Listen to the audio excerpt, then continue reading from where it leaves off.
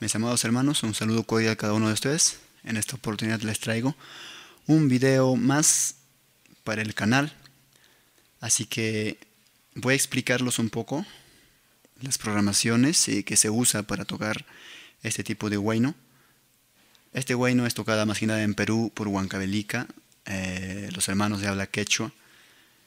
Bien, vamos a tocar. Para ello necesitamos, bueno, para estar llevando el bajo es cuestión de práctica más ejercicio. Todo sale, hermanos. Y aparte de eso, la picada ya saben. Y las programaciones al gusto de cada uno, pueden programar en cualquier teclado. Y el ritmo también.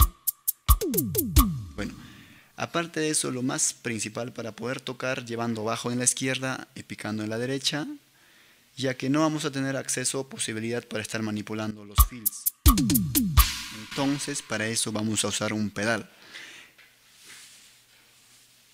Lo que uso es esta de acá, el pedal pequeña. Bueno, ya usted puede usar, si que guste, cualquier pedal, es igual compatible.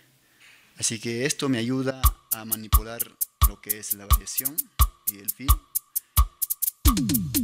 Así que con el pie vamos a estar controlando esto, mientras con mano nos ocupamos en lo resto.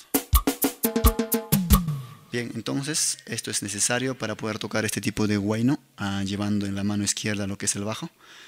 Y vamos a probar.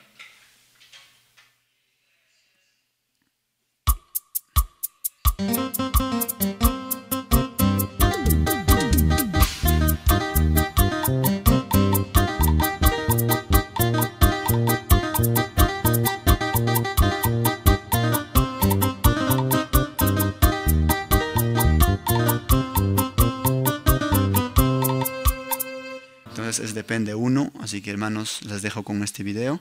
Voy a explicarlo un poquito más, así que espero que sea de bendición, mis amados hermanos.